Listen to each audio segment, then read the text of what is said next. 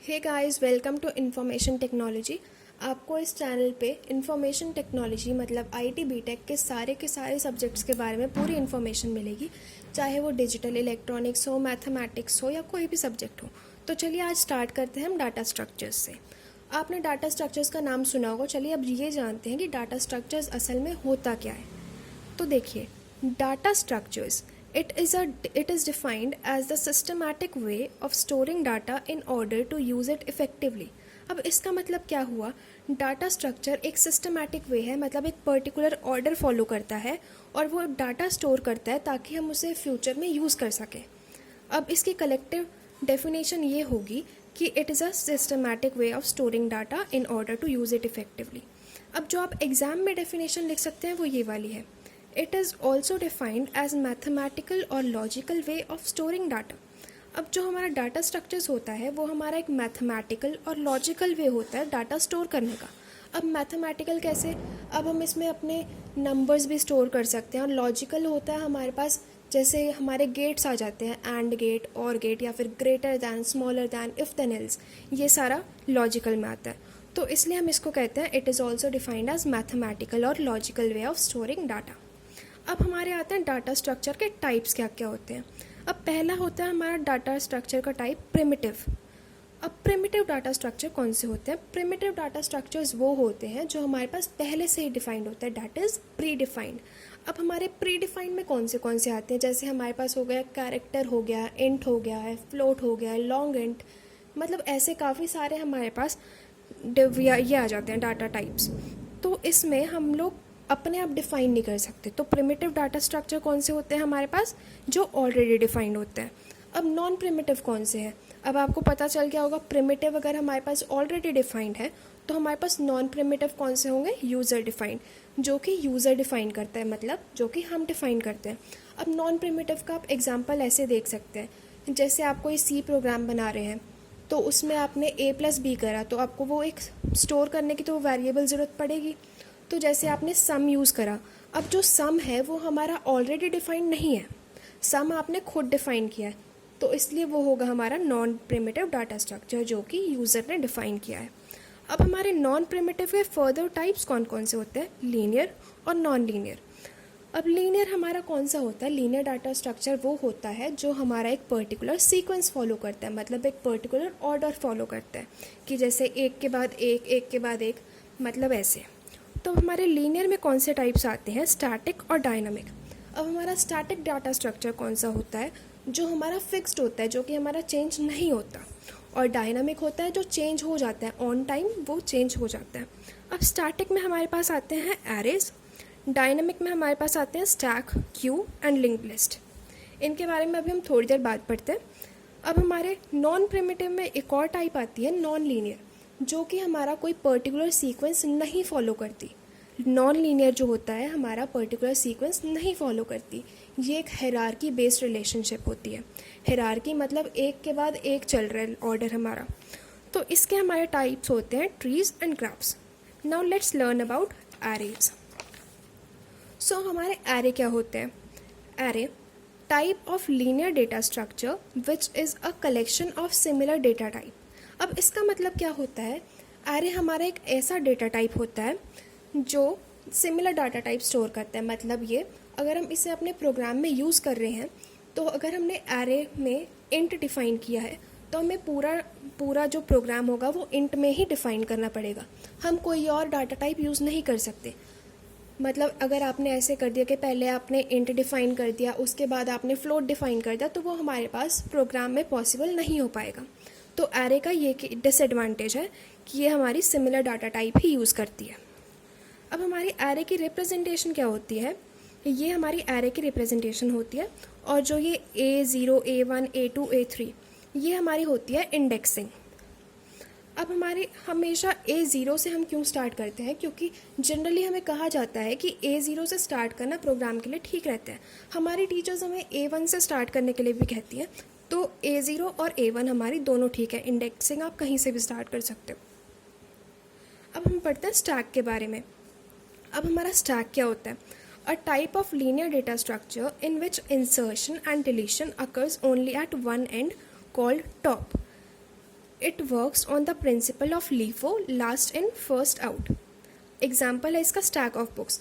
अब देखो हमारा स्टैक क्या होता है, स्टैक हमारा होता है एक टाइप का linear structure, linear data structure, जिसमें हमारी इंसर्शन किसे कहते हैं, अगर हमें कोई भी एलिमेंट ऐड करना है लिस्ट में, और डिलीशन हम कहते हैं अगर हमें कोई भी एलिमेंट डिलीट करना है।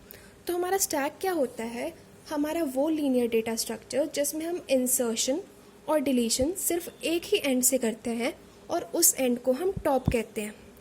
अब आप इसके रिप्रेजेंटेशन में देखो, ये हमारा स्टैक है और इसका जो टॉप मोस्ट है इसको हम टॉप कहते हैं। अब इधर से ही हमारी इंसर्शन होगी और इधर से ही हमारी डिलीशन होगी।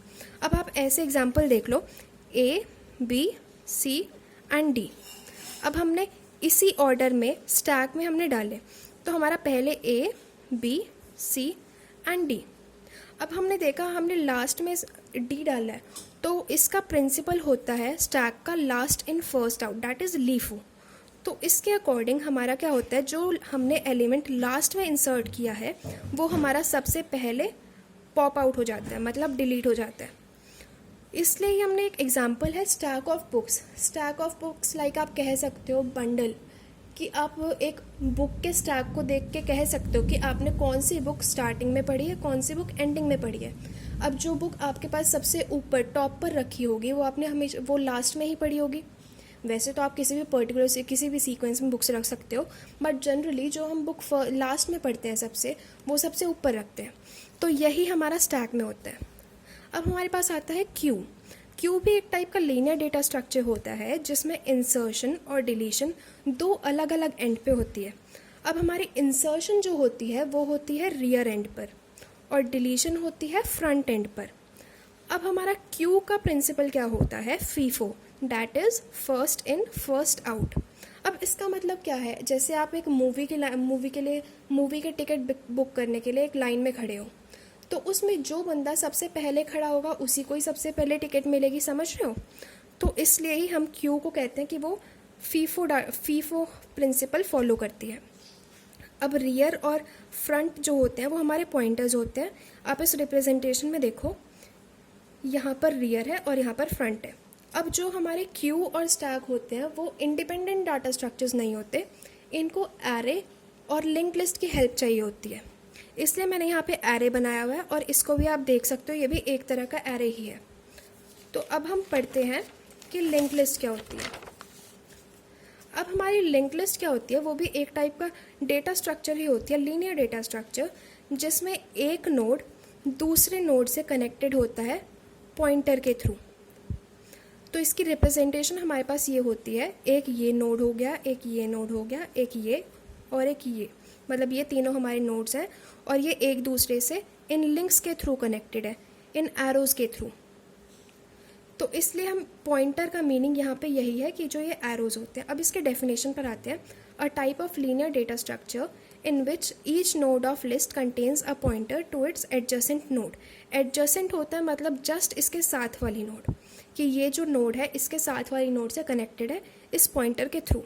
अब हमारा इस नोड में भी हमारे पास टू पार्ट्स होते हैं, एक हमारा होता है इन्फो पार्ट और एक होता है लिंक्ड पार्ट।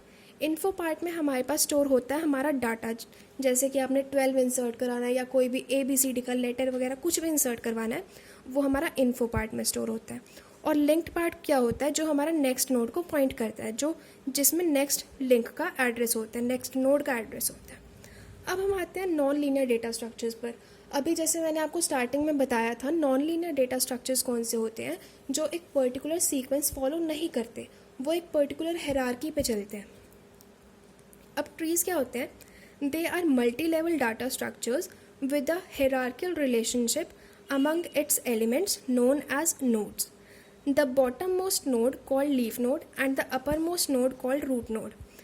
अब मल्टी लेवल का आप क्या मतलब समझोगे, मल्टी लेवल मतलब उसके अलग अलग लेवल्स होंगे, ठीक है।